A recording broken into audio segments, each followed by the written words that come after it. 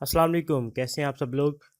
तो आज की इस वीडियो में हम सी एस एस पार्ट के पेयर ऑफ वर्ड्स करने वाले हैं। ठीक है,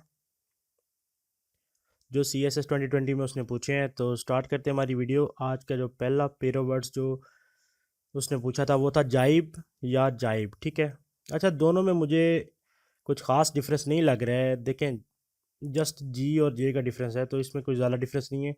जाइब का मीनिंग है an aggressive remark directed at someone like a missile. लान तान करना या चुभते जुमले कहना, किसी के ऊपर ऐसे तेज तराज जुमले होना जो किसी को ऐसे जैसे गोलियां चल रही हैं। ठीक है, दूसरा मीनिंग इसका ये हो सकता है एग्री करना, कॉरेस्पॉन्ड करना, मैच करना। ठीक है, मुवाफिक होना या हम मांग होना। ठीक है, तीसरा मीनिंग हो सकता है इसका फ्लाउट करना, जीट करना या स्कॉफ करना, मजाक उड़ाना, तमस्खर करना या तज़हीक करना। ठीक है, और जो जाइब है उसका मतलब है shift from one side to the other side of the ship. ठीक है, ये इसका दूसरा मीनिंग हो सकता है, वरना उसका मीनिंग सारा जो है वो सेम है। ठीक है, ये एक और मीनिंग है, shift from one side to the other side of the ship. ठीक है, इसका वैसे जाइब या जाइब का यही मतलब है लान तान करना, किसी का मजाक उड़ाना, तमस्खर करना। ठीक है, तो इसकी एग्जाम्पल हो सकती है ex interior minister took a jibe at the opposition during the pressure. Okay, took a jibe मतलब मजाक उड़ाया या कोई ऐसा तेज तराज जुमला बोला जिससे दूसरे बंदे का मजाक या तमस्खर उड़ाया गया। ओके, दूसरा जो पेयर ऑफ वर्ड्स थे वो थे एपिग्राम या एपिग्राफ। ठीक है, पहले हम एपिग्राम का मतलब जानते हैं। एपिग्राम अ विटी सेइंग। ठीक है, कोई तेज शोख राय शुगल करना या कुछ जामिया नुक्ता। ठीक है, तंजिया फ़िक्रा जिसे कह सकते हैं आप, तंजिया फ़िक्रा जो बड़ा तेज तराज फ़िक्रा बोला गया हो तंजिया लहजे में। और अ शॉर्ट क्लेवर पोएम और सेंग, या कोई ऐसी शॉर्ट क्लेवर पोएम बिल्कुल छोटी बड़ी शानदार और जो चालाक होशियार नज़म है वो। ठीक है, और इसे वाइज क्रैक भी आप कह सकते हैं। ठीक हो गया। और एपिग्राफ जो है दूसरा वर्ड, इसका मतलब है a quotation at the beginning of some piece of writing. कोई ऐसी कोटेशन जो किसी भी पीस ऑफ राइटिंग, किताब या किसी मकाले या किसी थीसिस के स्टार्ट पे लिखी जाती है। या दूसरा मीनिंग है इन एनलार्ज इंस्क्रिप्शन, कतबा या नविश्ता दीवार या किसी इमारत का कतबा या लोहे मज़ार, जो मज़ार के ऊपर कोट लिखा होता है। ठीक है, उसको भी एपिग्राफ कहते हैं। ठीक है, नविश्ता या कोट या कोई भी चीज़। ठीक है, तो एपिग्राम की एग्जांपल बनेगी Benjamin फ्रैंकलिन्स famous epigram remember the time is money. Famous epigram मतलब एक शॉर्ट क्लेवर पोएम। ओके, और नीचे एपिग्राफ की एग्जांपल बनेगी epigraph on Saadat Hasan Manto's grave was mesmerising. ठीक है, एपिग्राफ मतलब एक शॉर्ट कोटेशन या नविश्ता या जो कतबा होता है किसी कब्र पर या मज़ार पे, उसे एपिग्राफ कहते हैं। ठीक है, तीसरे हमारे जो पेरा वर्ड है वो है ब्रॉल या बॉल। ठीक है, ब्रॉल या बॉल। ब्रॉल का मीनिंग है रैंगल करना, टू क्वेरल नॉइजली। अच्छा, ऊंचा ऊंचा लड़ना, बुलंद आवाज़ से झगड़ा करना, ऊंची आवाज़ से लड़ना, इसे कहते हैं ब्रॉल करना। ठीक है, ब्रॉलिंग झगड़ा करना, रैंगल करना, रैंगल भी झगड़ा ही होता है। तो बॉल का मतलब है शाउट लाउडली विदाउट रिस्ट्रेंट। अच्छा, बॉल का मतलब है कि आप बहुत ज़्यादा चीख चिल्ला रहे हैं रुके बगैर, चीखना चिल्लाना बुलंद आवाज़ से, दिस इज़ कॉल्ड बॉल। और बेलो भी कह सकते हैं, बेलो का भी सेम मतलब है। तो ब्रॉल की एग्जांपल है fans were brawling in the stadium after Pakistan and Afghanistan game of world cup 2019। अच्छा, ये मुझे बेस्ट एग्जांपल लगी है ब्रॉल को एक्सप्लेन करने के लिए। जब पाकिस्तान और अफगानिस्तान का मैच था 2019 में, तो पाकिस्तान ने मैच आखिरी बॉल पे जीता था, और अफगानिस्तान के जो स्पेक्टेटर्स थे वो ग्राउंड के अंदर दाखिल हो गए थे और पाकिस्तानी खिलाड़ियों से लड़ने लग गए थे। ठीक है, तो दैट वाज ब्रॉलिंग। वो शाउटिंग भी कर रहे थे, लड़ भी रहे थे, बुलंद आवाज से झगड़ा भी कर रहे थे। ओके, और बॉल की जो एग्जांपल है ही bellowed at her to come over at one. ठीक है, बेलोड मतलब चीखना चिल्लाना, जोर से चीखना, बुलंद आवाज से चीखना। ओके, चौथा पेयर वर्ड जो है वो क्रिब या क्रिप्ट है। ठीक है, क्रिब या क्रिप्ट। तो क्रिब का मतलब है मतलब जो ए मीनिंग है, मतलब जो पहला मीनिंग है उसका मतलब ये है कि बेबी बेड या खटोला या बच्चों का बेड। कोई छोटा खटोला या जो बेबी बेड होता है जिसपे बच्चे छोटे जिनको सुलाया जाता है, उसे कहते हैं क्रिब। दूसरा मीनिंग क्रिब का हो सकता है to copy an idea piece of writing from someone else. और ये वाला करेक्ट है, ठीक है। ये वाला जो है ना, to copy an idea piece of writing from someone else, ये वाला जो है ये बेहतरीन इस पे बिल्कुल सही फिट आता है, और यही है crib. To copy an idea or piece of writing from someone else, जैसे कॉपी करना एग्जाम में, ओके।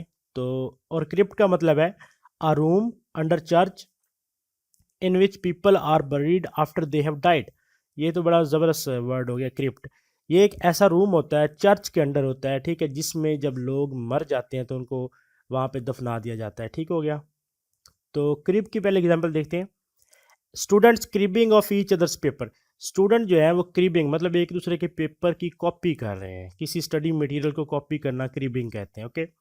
और क्रिप्ट जो रूम है, इसकी एग्जांपल बनेगी old church crypt is final resting place of sister Catherine, ठीक है। ओल्ड चर्च क्रिप्ट, क्रिप्ट मतलब एक ऐसा रूम जिसमें जब कोई चर्च का बंदा मर जाता है तो उसको दफना दिया जाता है, चर्च के अंडर ये रूम होता है, ओके। ओके, नेक्स्ट है 5। यहाँ पे वर्ड है बारमी एंड बाल्मी, ठीक है, बारमी एंड बाल्मी। तो बारमी का मीनिंग है आ स्पिरिटेड इंजॉयमेंट, मस्त, लुत्फानंगेज या पुरशौक, जीस्टफुल या जीस्टी। कोई बड़ी जानदार इंजॉयमेंट हो रही है किसी चीज़ की, ठीक है, उसे कह रहा है वो बारमी, ओके, बारमी। और बी मीनिंग हो सकता है इसका डाफ्ट, कुकी, लूनी, मजनू, पागल, खपती या जुनूनी या बावला शख्स। कोई ऐसा पागल शख्स, मजनू शख्स जिसे कोई परवाह नहीं है, बिल्कुल जुनूनी हो गया, पागल हो गया किसी चीज़ के मामले में। दो मीनिंग है, ठीक है। एक मीनिंग है स्पिरिटेड इंजॉयमेंट, बड़ी जो पुरजौक पुरशौक इंजॉयमेंट है। दूसरी है खपती, पागल या मजनू, ओके।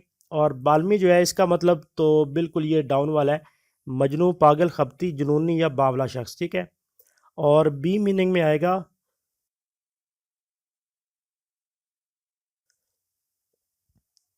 बी मीनिंग में जो है इसका मतलब है माइल्ड या सॉफ्ट, ठीक है, बाल्मी का मतलब। इसके भी दो मीनिंग है ना, एक तो हो गया मजनू, पागल, खपती या जुनूनी। बी में आएगा मुलायम या नरम या सॉफ्ट, ठीक है। तो 12वीं की जो एग्जांपल हमारे पास है, this guy has links with meth cookies whose barmy nature has destroyed him. अच्छा, मैथ जो कि आजकल नौजवान जनरेशन में आम है, जिसे आइस कहते हैं, ठीक है, उसकी बात हो रही है। This guy has links with meth cookies whose barmy nature has destroyed him. Barmy nature मतलब ऐसी खपती नेचर या पुरशौक नेचर जो कि उसको तबाह कर रही है। और बाल्मी की एग्जांपल है, a pleasant balmy breeze is blowing near Clifton. Pleasant balmy breeze, balmy मतलब नरम, मुलायम, सॉफ्ट, ओके। ओके, नेक्स्ट है 6, ठीक है, पीट या पीटाइट। पीट जो है बेसिकली इसका मीनिंग देखते हैं। It is a type of coal, ये एक कोयले की किस्म है। और प्लांट कोल या प्लांट कोल, दलदली कोयला जिसे कहते हैं। और a bold lively women, a meaning इसका ये हो सकता है, a type of coal. Anthracite और सब बाइट्यूमिनस है, उसके बाद पीट है, ये तीन किस्म होते हैं कोयले की, तो उसमें से उसने पीट बताई है।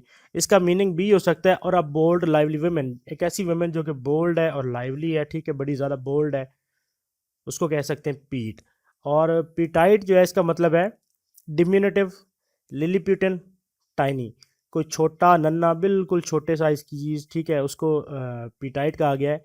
या बी मीनिंग हो सकता है अ गारमेंट साइज ऑफ विमेन, किसी बिल्कुल स्किनी विमेन का गारमेंट साइज जो है उसे कहते हैं पीटाइट, ठीक है। तो एग्जाम्पल है पीट की जनाब, एक्स, एग्जाम्पल इसकी, it would take a women to peat, to be peat, to break stereotypes in ultra conservative countries, ठीक है। अच्छा, ये एक वुमेन के लिए बड़ा बोल्ड होगा कि वो अल्ट्रा कंजर्वेटिव सोसाइटीज़ के अगेंस्ट जाके स्टीरियोटाइप्स को तोड़े, ठीक हो गया। पीट मतलब एक बोल्ड या लाइवली वुमेन। और पीटाइट की जो एग्जांपल है वो होगी, social media stars require petite outfits to keep their following alive.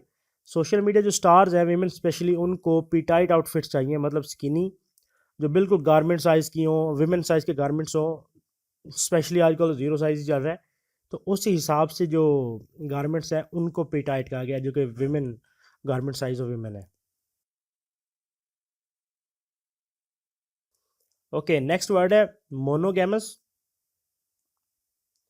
या मोनोजीनियस जेनस, ठीक है, मोनोगैमस या मोनोजेनस। तो मोनोगैमस जो है ये तो बायोलॉजी की टर्म है, इसका मतलब है one who is married to one person और a state of being having one mate. कोई ऐसा शख्स जो सिर्फ जिसकी सिर्फ एक बीवी है और सिर्फ उसने उसे एक से शादी की हुई है, उसके अलावा उसका कोई पार्टनर नहीं है, कोई मेट नहीं है, तो इसे तो हम कहेंगे कि ये मोनोगैमस है या मोनोगैमी है। ठीक हो गया। कोई ऐसा शख्स जिसने सिर्फ एक शादी की हुई है, एक से मैरिड है, उसको हम कह रहे हैं मोनोगैमस। ओके। तो मोनोजेनस जो है इसका मतलब है reproducing A sexually from one genetic process. A sexually जो जेनेटिक ए सेक्सुअली जो प्रोड्यूस होते हैं एनिमल्स या प्लांट्स, उनकी बात हो रही है कि वो मोनोजेनस होते हैं फ्रॉम वन जेनेटिक प्रोसेस। ठीक है। तो मोनोगैमस की एग्जांपल देखते हैं। Now what is monogamy has become a trend. अच्छा, आजकल मोनोगैमी ही ट्रेंड है, क्योंकि ये एग्जाम्पल है, जस्ट आपने एग्जाम्पल को समझना है, बाकी इसके आपने एग्जाम्पल के मीनिंग में नहीं चले जाना। मोनोगैमी मतलब सिंगल मैरिज जो है, क्योंकि लोग अफोर्ड नहीं कर पाते मोस्टली, तो पहले लोग ज़्यादा कर लेते थे, अब वो ट्रेंड नहीं है। तो मोनोगैमी जो है सिर्फ एक पार्टनर रखना, एक शादी करना, दिस इज ट्रेंड। और मोनोजेनस जो है इसका एग्जांपल है, there are many plants which are मोनोजेनस।